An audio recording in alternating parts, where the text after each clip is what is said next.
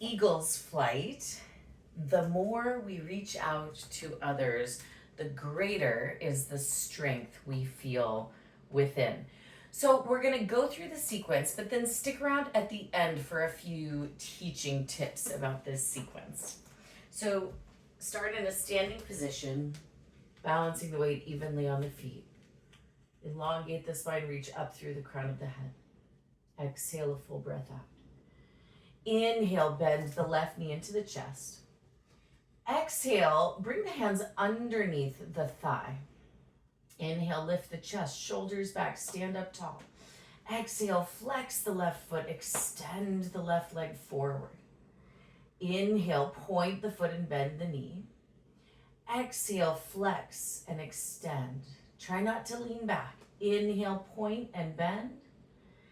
Exhale, flex and extend. Inhale, point the toes, reach the arms up and hold. Exhale, 1. Inhale. Exhale, 2. Inhale. Exhale, 3. Bring the arms down alongside the body. Bend the left knee into the chest, inhaling. Exhale, tip forward into warrior 3, reaching the left leg back. Chest reaches forward, left heel reaches back. 1. Move the shoulder blades onto the back. 2. Inhale. Exhale, 3. Inhale. Exhale, 4. Inhale. Exhale, 5. With your inhale, reach the arms up, bring the leg forward, coming back to the previous position. Exhale, bend both knees, cross the left knee over the right knee, right elbow over left elbow, Garudasana. Inhale, lift the elbows a little bit away from the chest. Exhale, bend the knees more, sit deeper, Garuda Asana. Look at or past the hands. 1, inhale. Exhale, 2. Inhale. Exhale, 3. Inhale. Exhale, 4. Inhale.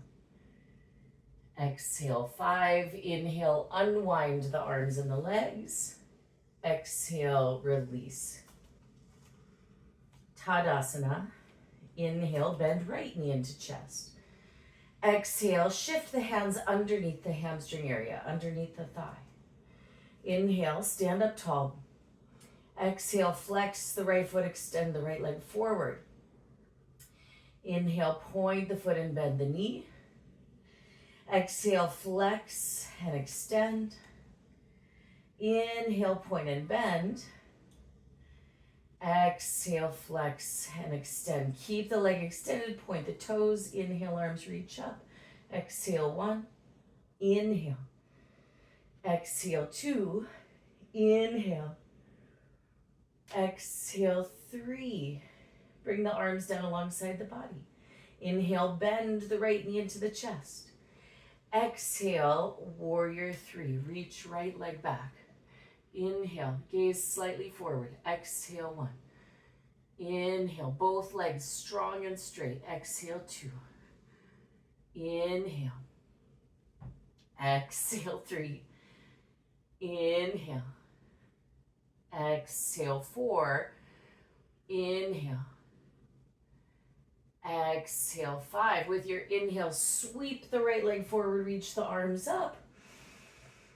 Exhale, bend the knees. Cross right knee over left knee, left elbow over right elbow, wrapping the arms if possible. Inhale, lift the elbows a little higher. Exhale, sit lower. 1, inhale. Exhale, 2, inhale. Exhale, 3, inhale. Exhale, 4, inhale. Exhale, 5. Inhale, unwind the arms and the legs. Exhale, Tadasana. So with many of the Jivamukti sequences from the book, one can change the number of breaths in each place. Even one of the suggestions that Sharon gives here is that, everything before Warrior 3 could just be once, right? So just extending once, pointing once, and going through the rest. You could also make some things 3 breaths, some things 5 breaths, some things 8 breaths.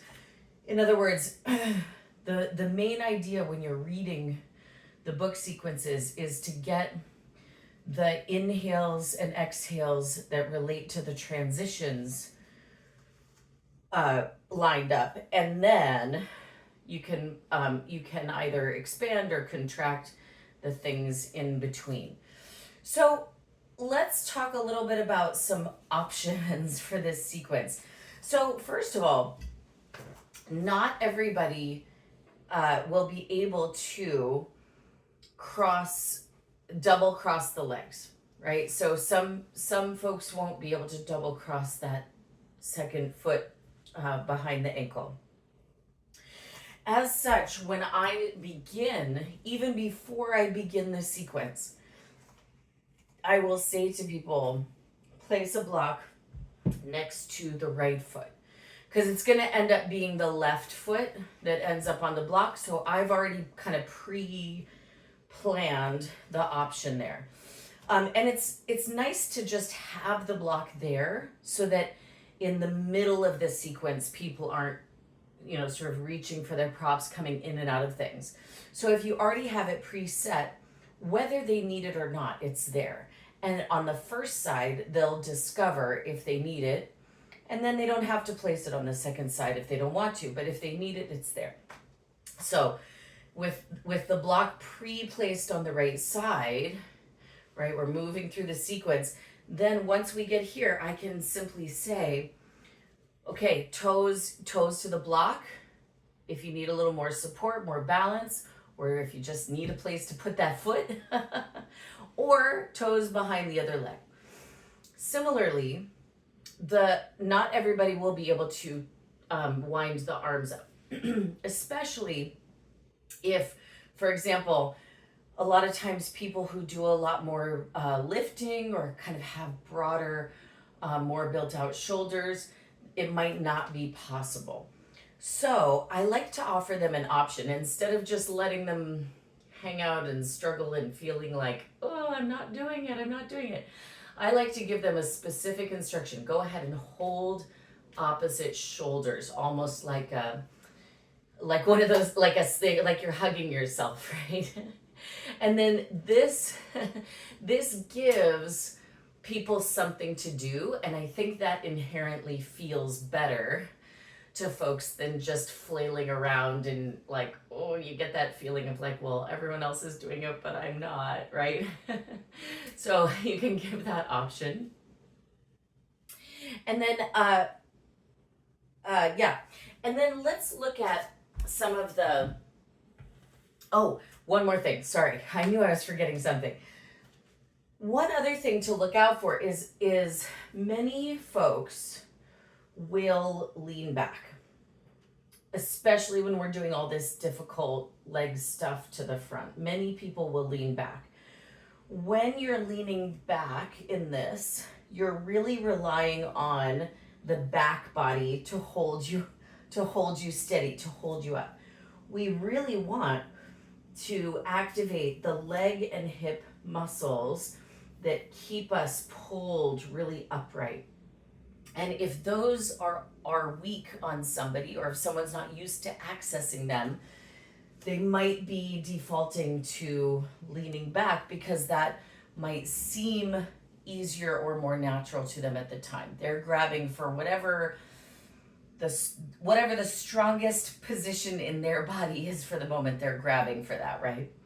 So one thing you can do is you can at least bring the first part to the wall and have people, you don't even have to touch the wall. Even if you're just 1 inch away from the wall, you can then perceive when you're leaning back. So even having people at the wall for the first section to experience the more upright position, that'll give them a real tangible sense of, am I upright? Am I leaning back? Can I move more towards upright position?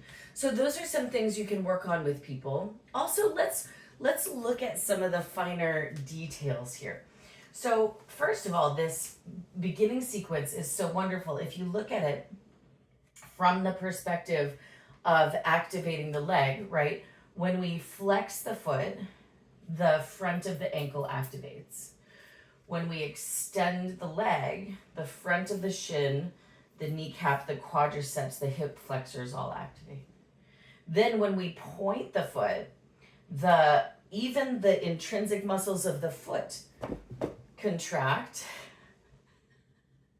And then when we bend the knee, we get the calf. So by going back and forth, I'm activating the front of the leg, I'm activating the back of the leg. I'm activating the front of the leg, I'm activating the back of the leg. That prepares that leg when it's back behind us and we can no longer see it.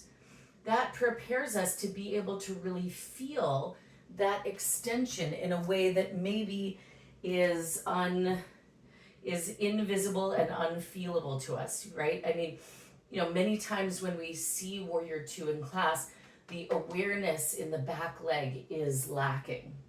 So by having that leg in front and having that experience of flexing and extending, we're actually sort of training the attention and the activation of the back leg, right?